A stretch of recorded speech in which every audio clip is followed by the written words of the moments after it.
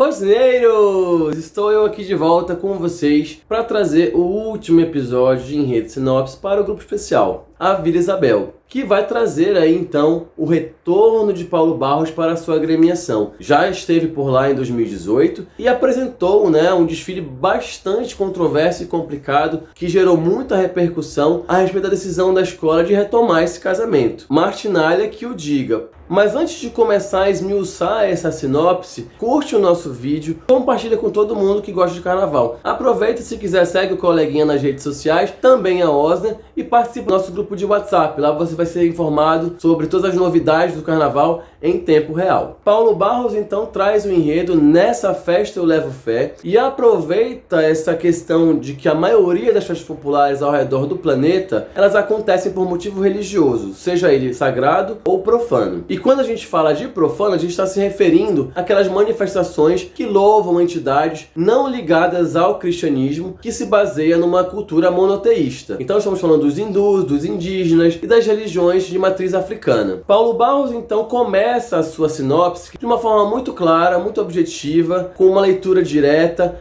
relacionando todas as festas que vão ser apresentadas ao longo do desfile, seccionando em 5 setores e com uma introdução. Apesar de ser muito prática a leitura da sinopse, ela é um pouco cansativa e eu vou explicar o porquê. Me parece que foi definindo as festas que seriam abordadas nesse desfile, depois elas foram sendo acopladas em segmentos. Isso se torna um pouco repetitivo, cansativo. Eu tive que ler essa sinopse umas 3 ou 4 vezes para poder chegar até o final dela, mas não há o que se criticar aqui quanto a conteúdo, exceto quanto à leitura, por falta de coesão. É muito comum a gente perceber aqui o uso excessivo de conectivos, que eu já comentei em um outro vídeo da nossa série. Então Paulo Barros inicia trazendo ele, o deus das festas, dos bacanais, do vinho, o deus Baco, deus grego da festividade. É ele quem convida a população carioca e o mundo do samba a embarcar nessa jornada pelas viagens ao redor do mundo das grandes festas populares. Isso mesmo, viagens. E obviamente que Paulo Barros é um cara muito fera nesse quesito. Viajar é com ele mesmo, né? Se é que vocês me permitem o trocadilho. E essa viagem então começa na Grécia Antiga, com as grandes festas que Baco promovia, com as mulheres ali com saias rodadas, rodopiando ao seu entorno, e muito sexo, e muita bebida, e muita alegria. Baco então traz para o primeiro setor da escola as festas que de alguma forma trazem louvação a deuses milenares. Então aqui a gente vai lá para trás, no Egito Antigo, e traz a deusa Bastet da fertilidade no Egito, traz o deus Marduk na Mesopotâmia para a festa de Actu, essa festa que até hoje é relembrada e comemorada naquela região e que de certa forma alguns estudiosos comentam como se fosse a origem da criação do que chamamos hoje de Ano Novo, Feliz Actu. Nesse setor nós damos lugar então à troca das estações, primavera, verão e a prosperidade, a fartura, a colheita. São esses deuses que são em boa parte das manifestações que vão ser apresentadas. A região dos Andes aqui na América se faz presente também nesse enredo através das festas que acontecem na região da Cordilheira, em homenagem à civilização Inca, na Bolívia, onde existe a Porta do Sol, e no Peru, na festa Inti Raymi, a festa ao Deus Sol. Vamos também lá para a Índia, onde nós comemoramos o Holi Festival. Quem não conhece esse festival, em que os brincantes jogam pós coloridos uns nos outros e fica tudo uma lambança no final, essa festa é comemorada em homenagem ao amor das divindades Krishna e Radha. E obviamente não poderia deixar de faltar, encerrando esse setor, a China, uma das culturas mais tradicionais do mundo, que traz a sua festa de Ano Novo, a Dança do Leão, que dura 15 dias e que se prepara para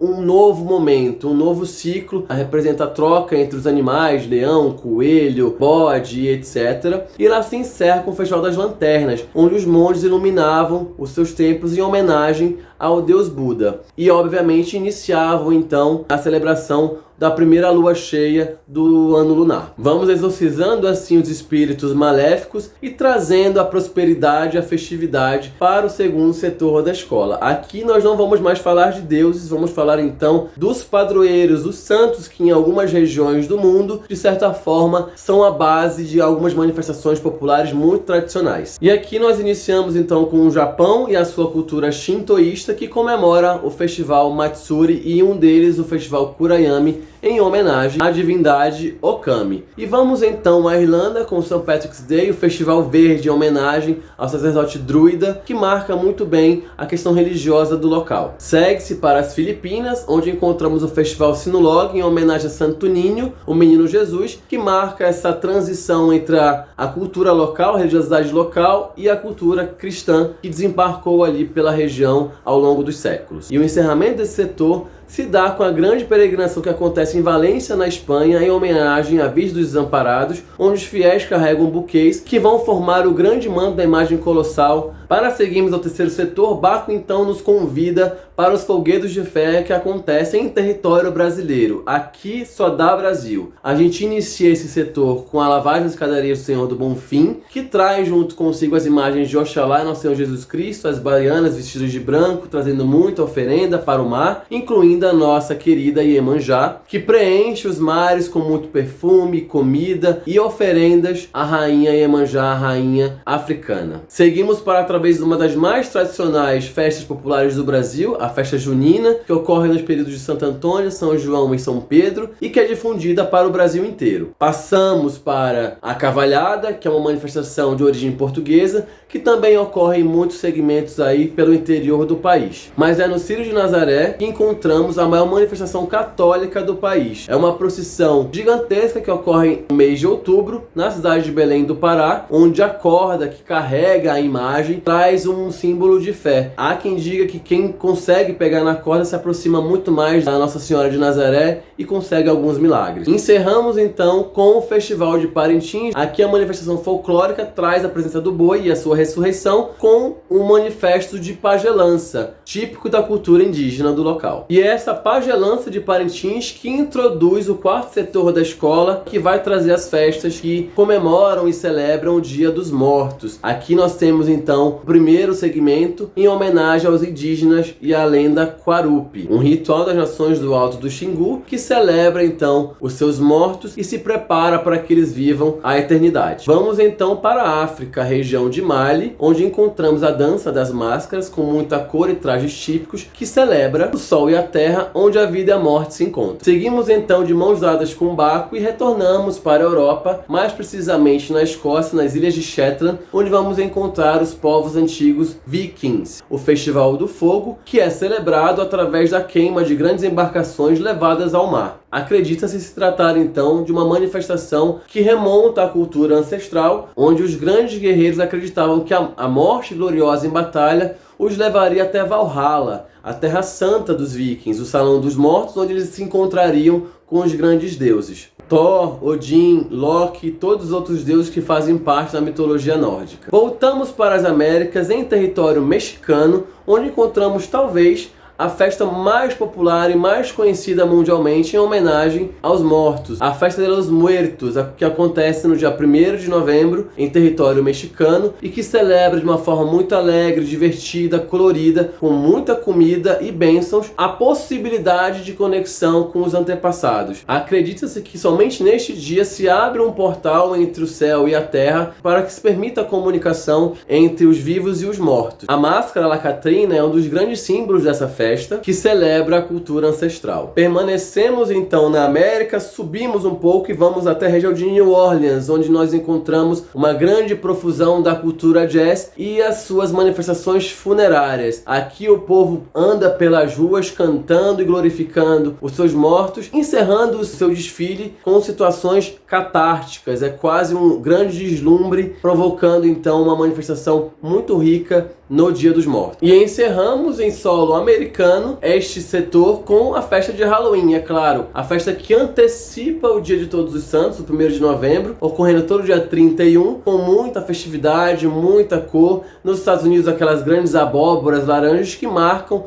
o fim da primavera e a chegada do inverno, baseada no festival de Samhain da cultura celta, e que ao longo do tempo introduziu muitas fantasias e enfeites divertidos, tricks and treats, doces ou travessuras. E como não poderia deixar de ser, estamos em fevereiro, época do quê? De carnaval. Vamos celebrar então aqui os carnavais mais divertidos que acontecem ao redor do mundo, começando por Veneza e as suas lindas máscaras que foram trazidas nessa celebração para que todos do povo pudessem celebrar a consagração da Basílica. E é no embalo dessas máscaras de Veneza que nós chegamos a Tenerife, nas Ilhas Canárias, onde as pessoas se vestem com fantasias alegóricas e desfilam pelas ruas. E quando falamos de carnaval, nós não podemos deixar de voltar até New Orleans para falar sobre o festival Mardi Gras. Com as cores roxa, verde e dourada, é comemorado o festival de tradição europeia, africano e caribenho, com muita música e miçangas que convidam os brincantes a celebrar. Deus Baco, então, empolgado com todas essas festividades que acontecem ao longo do mundo, convida a todos para chegar na Marquês de Sapucaí, com muito batuque, com muito axé, com muita alegria,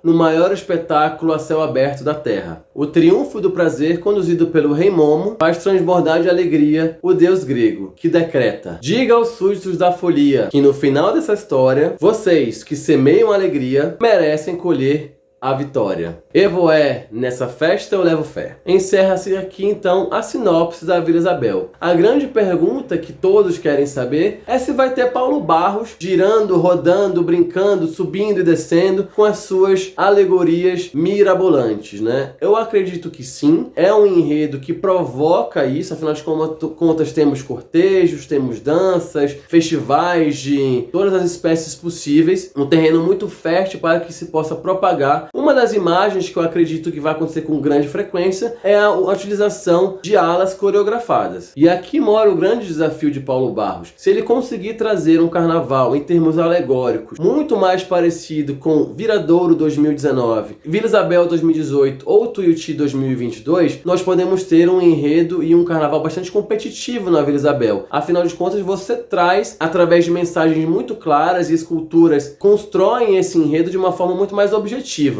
Se nós viermos com aquele roda-roda, cadeiras, giratórias e tudo, a gente pode ter um grande problema aqui para que o público possa interagir e ter uma leitura super fácil. Vai ter Disney, vai ter essas coisas de filmes? Vai. Aqui nós encontramos 3 citações específicas que eu acredito que vão ser trazidas através dessa imagem que os grandes filmes da Disney trazem para o grande público. Primeiro, divindades vikings no setor que vai falar sobre Valhalla. Então nós temos a presença do deus Thor, que já foi símbolo e tema da Tijuca em 2014, Carnaval de Paulo Barros. Nós temos também o Festival Dia de los Muertos do México. Aqui nós vamos falar sobre o filme Viva, a Vida é uma Festa. Mas na sequência nós vamos chegar em New Orleans com o Festival dos Mortos também. Tem uma passagem no filme A Princesa e o Sapo. Eu acredito que esses 3 filmes, de uma certa forma, da Disney, vão se apresentar na Vila Isabel no próximo ano. Preciso dizer que eu senti falta de algumas coisas aqui, como por exemplo, a presença da cultura judaica nesse enredo, que é uma cultura fortemente marcada pela religiosidade e que não tem nenhuma de suas festas a celebração dentro do Carnaval da Vila Isabel. O Hanukkah ou qualquer outra manifestação popular conhecida dessa cultura tão importante mundo afora. Também não temos aqui Dia de Ação de Graças dos Estados Unidos ou, consequentemente, o Natal de uma forma muito precisa, que são manifestações também voltadas para a religiosidade. Assim como a Páscoa, que sequer é citada no enredo. Obviamente que aí de repente é um caminho que o carnavalesco pretendeu seguir para não poluir demais a sua sinopse, que já é de uma certa forma bastante completa. Eu espero muito sucesso para a agremiação, que vem tendo sucesso nos últimos anos com o Edson Pereira, mas que agora vira a curva e traz uma nova abordagem com o Paulo Barros. E aí, o que vocês acharam dessa viagem de Paulo Barros ao redor do mundo para contar as grandes histórias de festas pelo planeta? Deixa um comentário aí no vídeo. Meus queridos, eu me despeço aqui. A gente se encontra no próximo. Até lá!